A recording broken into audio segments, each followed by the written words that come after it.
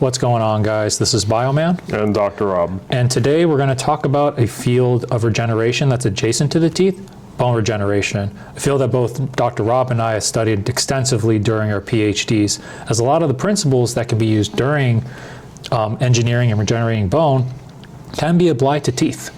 So with the backgrounds that both Dr. Rob and I have, we can use these principles to help build a tooth from scratch.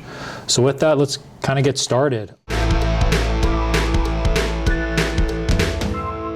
So Dr. Rob, in some of our previous videos, we talked about the use of scaffolds, stem cells, growth factors to repair tissue.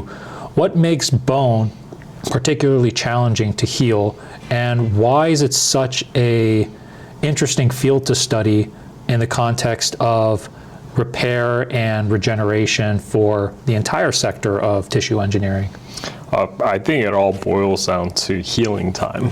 So soft tissue heals within 4-week period, but for bone, there's that extra step of where after the extracellular matrix forms, then the mineral content has to come in to really form that osteoid matrix and eventually remodel into bone. So biologically, we're talking about anywhere from 6 months to a year. So it's a long process and it's super challenging.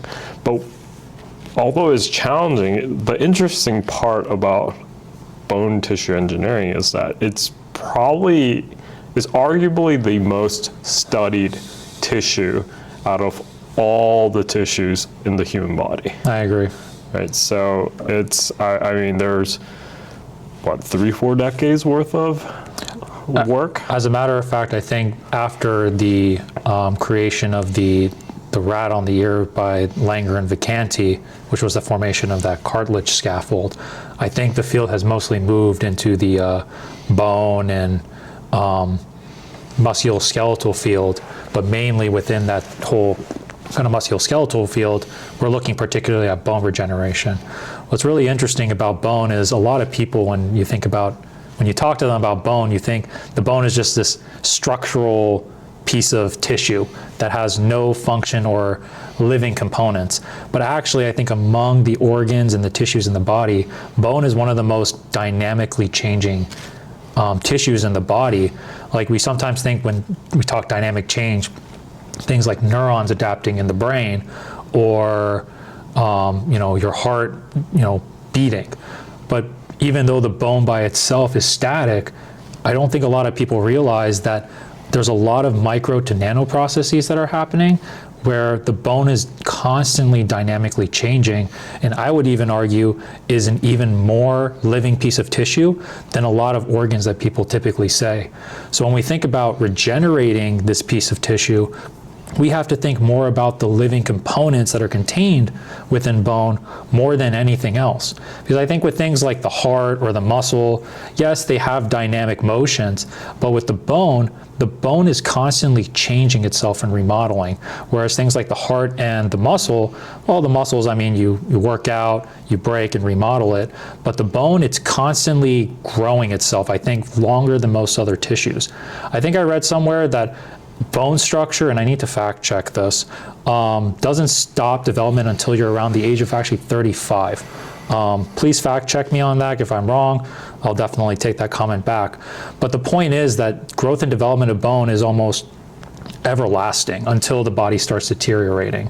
And most people don't realize that unlike other organs in the body that have these very dynamic functions, bone isn't just a static piece of tissue. Yeah. It really has a lot of moving parts, not only when it comes to its growth, but also during its repair. So as tissue engineers, we always talk about this concept of leveraging principles of embryonic development to heal parts of the body. With the bone, this can be especially true since, and I can go a little bit into this, there's really 2 processes of healing the bone: primary and secondary healing. I guess I can explain this, but essentially with primary healing processes, when a fracture is sufficiently small and under low amounts of strain, the bone by itself can repair a small microfracture. But in most cases, when we talk about bone injury, we talk about secondary healing processes, as most bone injury happens at a bit larger scales where the bone is a bit more strained.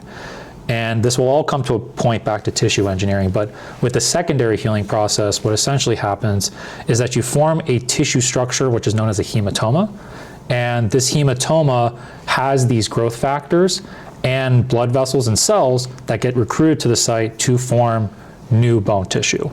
Now, when we think about how secondary healing forms in the context of tissue engineering, a lot of stuff that forms in that hematoma are growth factors, vascular cells, and cells that are pertinent to the bone. So if we can think about how a hematoma forms, we can think about what those components are and extract them in a lab that we then can use to heal real bone in a lab. Yeah. And I think because we have that template in a bone for how it heals, by just taking all the necessary components of that to heal bone that's fractured at larger scales that are unable to heal, which is a term for the bone field known as a critical size bone defect, we can heal massive trauma defects for guys that basically have their whole legs amputated or these very severe cases. So I think, as tissue engineers, when we think about larger fractures, as tooth engineers, we think about large, dental caries. It's almost the same thing with the bone, where if there's a massive fracture, we can use what nature already provides us, extract the bare essence, and heal it without need to wait for the body, especially if the body doesn't respond well, to heal that area. Let's take a step back. I think our tooth engineers family needs to understand the concept of critical size defects. Right? Yes, I agree. So when we define critical size defect, is like it is the size of a defect or wound that can't get to its normal state. So like the size of it after a certain threshold, it can't, without support or additives, it won't heal back to its normal state. That's right. So I think that's a very superficial way of sort of explaining it. But more or less, it's something that we as tissue engineers in the whole field have been trying to solve, as most people that need basically solutions for these massive defects, it's a lot more, they're certainly rare and they happen in certain isolated conditions like in war and major traumatic injuries. Those patients suffer a lot. And for us to go in and treat these patients, current standard of care is prosthetics, which these prosthetics use materials that can wear and tear, and it's not your own natural body. If us as tissue engineers are basically out after sort of this mission of basically replacing your organs with your own tissue, that solution would be much better than current prosthetic technologies out there that don't actually feel like your body. So just imagine if you have a massive defect, instead of wearing casts and having prosthetics that are not actually your body, what if we can take a massive defect and just restore your entire defective area? That's sort of the goal that tissue engineers solve in the not only bone tissue engineering space, but in other areas beyond that. Because once injuries get to a certain size, we're talking a lot of tissue needing to be repaired. And as tissue engineers, we not only look at the microbiology of how to repair tissue, but we also have to think more macro, so how we can get larger tissues to be restored in the body. Yeah, no, I completely agree. But let's take a step back. I think we need to summarize for our family here. So when it comes to bone/skeleton is basically the framework for the body to support the other structures. Mm-hmm. So it's a load-bearing structure, but also there's, the bone marrow, there's a immunological component of it that the bone marrow serves. But when we are specifically talking about bone tissue engineering, we're talking about generating the trabecular bone and the cortical bone surrounding it. So that's sort of the area we are thinking about when it comes to bone tissue engineering. That's right. So when we dissect this even further, it's like, okay, what are the requirements needed for regenerating hard tissues? Right. Mechanical strength is one. trying to replicate the structure of bone, utilizing minerals out there, scaffolds, that all come together to create that scaffold implant that can be a placeholder so that the regeneration takes effect. Right. That's what this field has been exploring for decades. Yes. And it's still ongoing because let's take another step back. Going back to your point of critical size defects. So I off the top of my head, the critical defect size was like what, 1 millimeter? Well, yeah, I mean, that's also a very interesting point because it depends on the anatomy. So, I mean, for certain regions, like the fibula, this could be a larger size that considers it critical size, which is basically that threshold size for that region in which the bone by itself will not heal on its own. For other areas that have smaller bone, these thresholds for what's considered critical size can be smaller. So it all often depends, but I think if we want to put numbers behind these, it's in the scale of centimeters.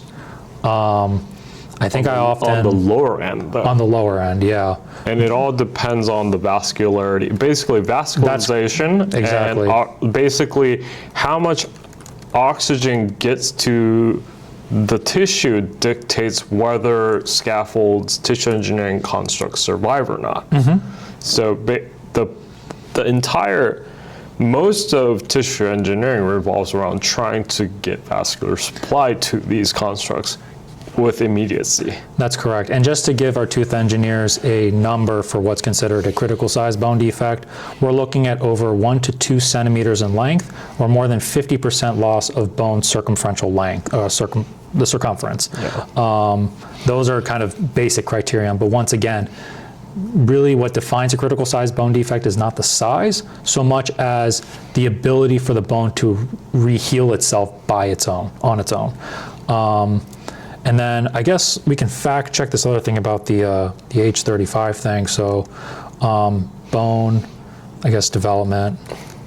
Yeah, it does. After a certain point in age, our ability to heal ourselves goes down, definitely. So here it says until age 25. Yeah. So I'll just read this verbatim so we don't get a comment saying we're right or wrong, but bone development progresses from embryonic cartilage membranes into solid bone through ossification, starting in utero and continuing until around age 25.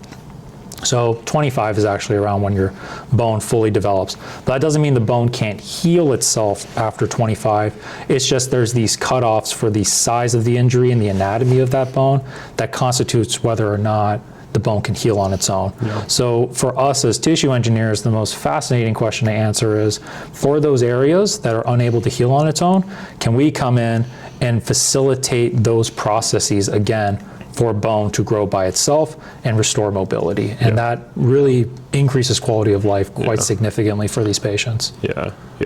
Again, we're throwing a lot at you guys, but I guess we have to get to the point of why we're exploring bone tissue engineering, because bone is a very big topic in the dental space. So I guess we can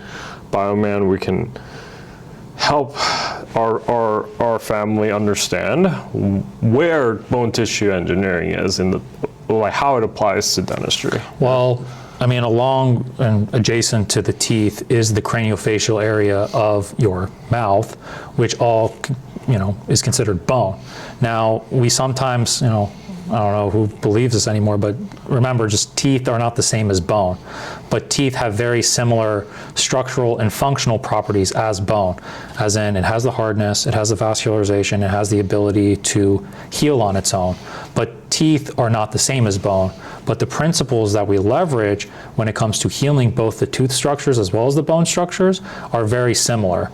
We use similar materials outside of the body to heal these components within the body. So when we think about bone tissue engineering or healing the tooth, we use very similar engineering solutions. It's just that we have to remember that these tissues are different, but we can approach the healing of these tissues in somewhat of a similar manner in my mind. Yes. I don't know if you can concur with that. No, that makes sense. I guess so. The other thing is, so bone tissue engineering principles have been applied to periodontics, guided bone regeneration principles, as well as the oral maxillofacial reconstruction area. So That's right.